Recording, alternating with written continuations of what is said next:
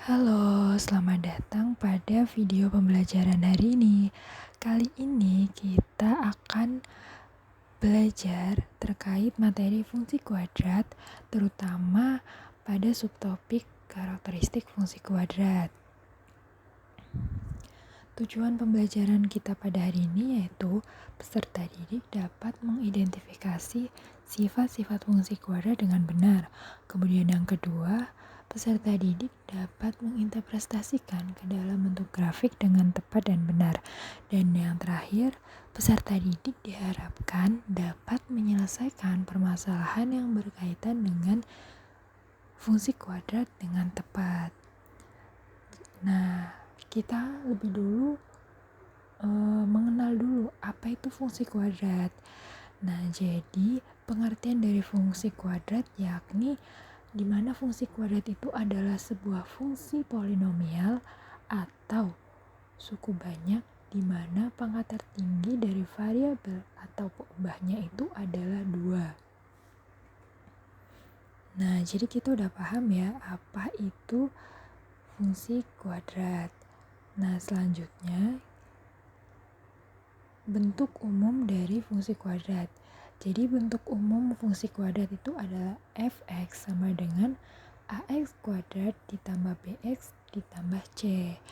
Nah, di mana variabelnya di sini itu adalah x, kemudian pangkat tertingginya adalah 2. Di mana a itu adalah konstanta.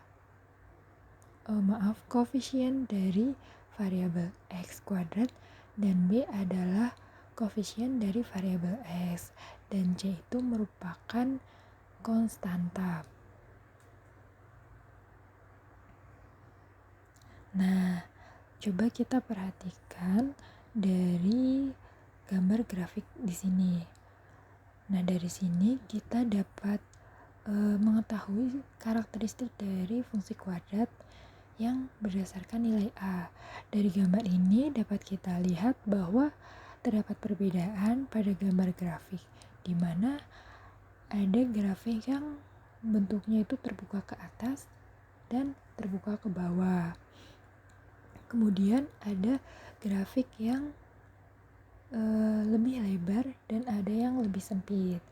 Nah, jika kita lihat dari persamaannya, di mana jika nilai A-nya itu positif, maka grafiknya terbuka ke atas. Sedangkan dapat kita lihat pada persamaan Y sama dengan min X kuadrat ditambah 1, jadi A-nya adalah min 1, maka grafiknya itu terbuka ke bawah. Nah, pada persamaan Y sama dengan X kuadrat ditambah 1 dan Y sama dengan setengah X kuadrat ditambah 1, kita lihat terdapat perbedaan pada lebar grafiknya. Nah, kita lihat bahwa A-nya adalah 1 dan setengah, di mana setengah itu lebih kecil daripada 1. Jadi semakin besar nilai A-nya, maka grafiknya itu akan semakin sempit. Nah, jadi dari gambar ini kita mengetahui bahwa sifat atau karakteristik fungsi kuadrat berdasarkan nilai A itu jika A lebih besar dari 0 atau bernilai positif, maka grafik terbuka ke atas. Kemudian, jika A lebih kecil dari 0 atau bernilai negatif, maka grafik akan terbuka ke bawah. Dan juga semakin besar nilai A, maka bentuk grafiknya itu akan semakin sempit. Selanjutnya dari ini ada salah satu gambar grafik, kita dapat lihat bahwa untuk nomor 1 dan 2 itu dinamakan titik potong sumbu X. Kemudian untuk yang nomor 3 itu dinamakan titik potong sumbu Y.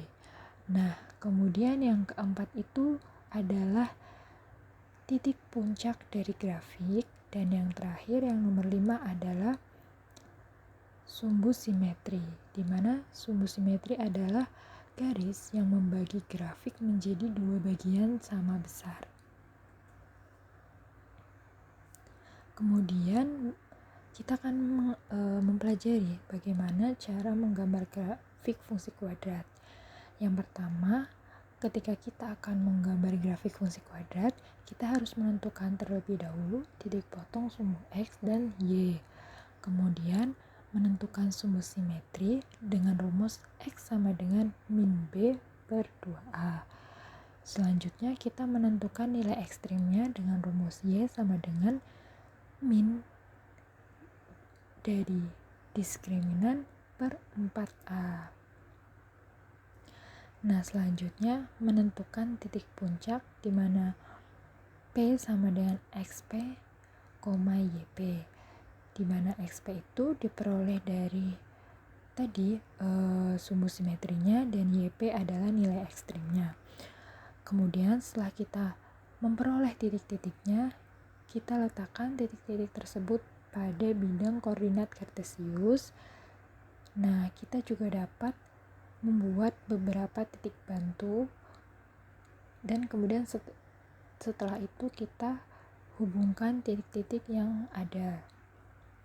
Nah, berikut contoh dari permasalahan yang ada.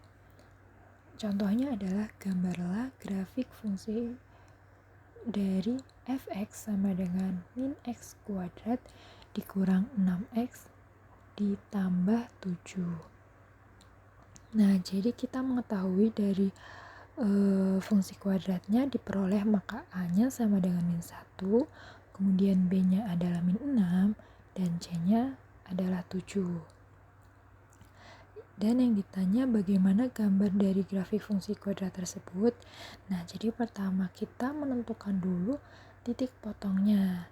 Nah, kita tentukan dulu titik potong untuk sumbu Y, itu maka X-nya sama dengan 0. Kita masukkan ke dalam persamaannya, di mana Fx itu kan sama dengan Y. Jadi Y sama dengan min X kuadrat dikurang 6X ditambah 7. Nah, selanjutnya kita substitusikan nilai X-nya yaitu 0, sehingga diperolehlah Y-nya adalah 7. Jadi, titik potong untuk sumbu Y-nya adalah 0,7.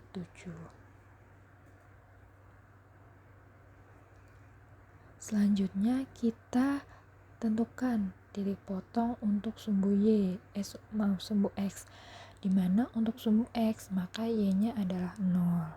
Jadi Y sama dengan min X kuadrat dikurang 6X ditambah 7. Kita substitusikan nilainya Y-nya adalah 0, sehingga 0 sama dengan min X kuadrat dikurang 6X ditambah 7. Nah, kita pindah ruas, kemudian diperolehlah, kita faktorisasi sehingga diperoleh yaitu X tambah 7 atau X min 7 sama dengan 0. Maka kita peroleh X1 nya adalah min 7 dan X2 nya adalah 1. Jadi titik potong untuk sumbu X itu adalah min 7,0 dan 1,0.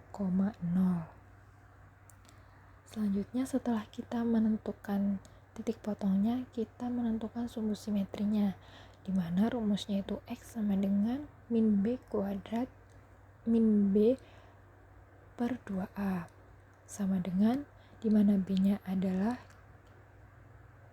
min 6, kita masukkan jadi min 6 per 2 dikalikan min 1, sehingga diperoleh yaitu min 6 per 2, hasilnya adalah diperoleh X-nya adalah min 3.